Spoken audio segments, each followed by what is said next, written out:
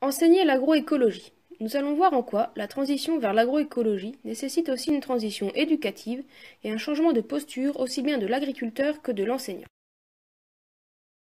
L'agroécologie est un concept de plus en plus présent, mais qui demeure complexe et flou pour la plupart d'entre nous.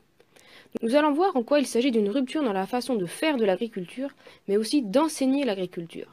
Nous écarterons les connotations politiques ou écologistes et définirons l'agroécologie telle qu'elle est utilisée par les agronomes à l'heure actuelle et telle qu'elle peut nous servir pour construire l'agriculture de demain. Pourquoi parle-t-on d'agroécologie aujourd'hui? Pour mieux comprendre ce qui se joue aujourd'hui, faisons un petit historique de notre modèle agricole du XXe siècle. Dans un contexte de pénurie alimentaire après la Seconde Guerre mondiale, notre agriculture s'est modernisée très rapidement afin d'augmenter la productivité et de nourrir la population. Cette modernisation a eu lieu à partir de la mécanisation des exploitations, le remembrement des parcelles, le recours massif aux intrants de synthèse, fertilisants chimiques et pesticides, l'irrigation et l'utilisation de nouvelles variétés animales et végétales dites améliorées, sélectionnées en stations expérimentales. Ainsi, nous avons créé des systèmes de production qui ont permis de répondre aux besoins alimentaires de l'époque. Il ne fonctionne plus ce modèle? Depuis quelque temps déjà, les impacts se font ressentir.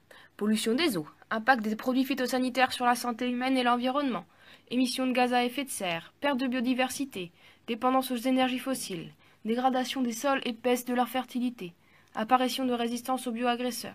En quelque sorte, ce modèle productiviste intensif basé sur la chimie au service de l'agriculture montre aujourd'hui ses limites et ne répond pas aux objectifs de durabilité. La proposition d'un nouveau modèle agricole est apparue, l'agroécologie. L'agroécologie, c'est comme l'agriculture biologique? Non, l'agriculture biologique fait référence à un cahier des charges bien précis qui interdit l'utilisation d'intrants chimiques de synthèse, alors que l'agroécologie est un concept plus global. C'est en quelque sorte une déclinaison du concept de durabilité appliqué à la production agricole. Partons du mot en lui-même, agroécologie. Cela interpelle les agriculteurs sur l'intérêt de s'appuyer davantage sur l'écologie du champ cultivé et de son environnement au sens large, aussi appelé agroécosystème, plutôt que sur l'utilisation massive d'intrants de synthèse pour assurer la production agricole. Ainsi, l'écologie n'est plus seulement l'objet d'études des écosystèmes naturels, mares, forêts, étangs, etc., mais aussi des systèmes cultivés. On ne pourrait pas avoir un exemple pour illustrer? Par exemple, cette année, le colza de l'exploitation du lycée a été semé en semi-direct en association avec de la févrole.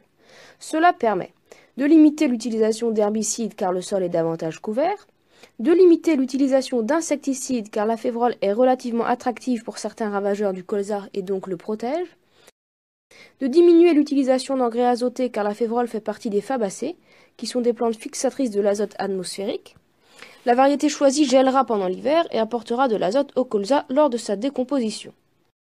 Le semi-direct et la couverture végétale permettent aussi de stocker du carbone et de favoriser l'activité biologique et limiter l'érosion du sol. Ici, les pratiques culturales mises en œuvre permettent un meilleur fonctionnement écologique de l'agroécosystème, sol, biodiversité, et les conséquences en sont positives. Alors, quels sont les principes généraux de l'agroécologie? Dans notre exemple, ce sont bien des notions d'écologie qui ont été mobilisées afin de limiter l'utilisation d'intrants et les impacts de l'agriculture sur l'environnement. L'optimisation de la répartition des ressources, lumière, eau, nutriments, l'utilisation des interactions entre les plantes, effets de barrières physiques, effets chimiques, etc., l'utilisation des propriétés des plantes pour le contrôle des ravageurs, substances répulsives ou attractives, le maintien de la fertilité du sol à travers une couverture permanente du sol, ou encore l'utilisation de la complexité des réseaux trophiques pour la régulation des bioagresseurs. Du coup, ça veut dire que les agriculteurs ne sont pas les seuls à être concernés? Tout à fait. L'agroécologie ne se restreint pas à l'échelle de la parcelle agricole. Les enjeux se jouent aussi à des échelles spatiales supérieures. À l'échelle locale, cela questionne par exemple l'innovation dans du matériel ou la sélection d'espèces et variétés adaptées aux contextes locaux. La diversification des cultures questionne le mode de valorisation pour les transformateurs du territoire. Et enfin, la réduction des émissions de gaz à effet de serre se pense en revanche à une échelle spatiale supérieure.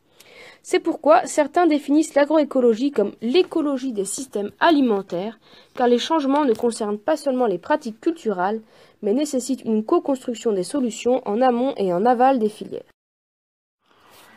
Et du coup, ça change tout pour l'agriculteur?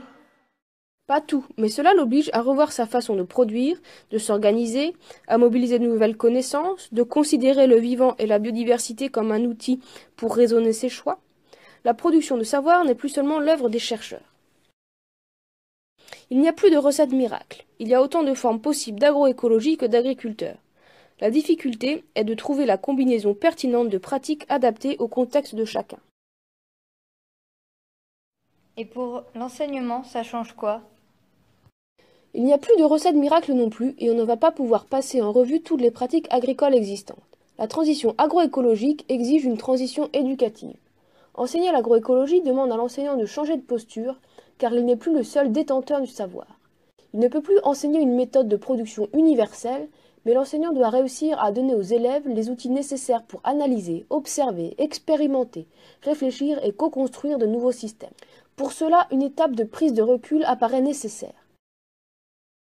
À partir de cas concrets, l'enseignant aide chaque élève à construire sa paire de lunettes. Ces lunettes leur permettent d'afficher les dimensions de l'agroécologie et de vérifier dans quelle mesure les démarches mises en œuvre permettent de diminuer l'utilisation des intrants et les externalités négatives.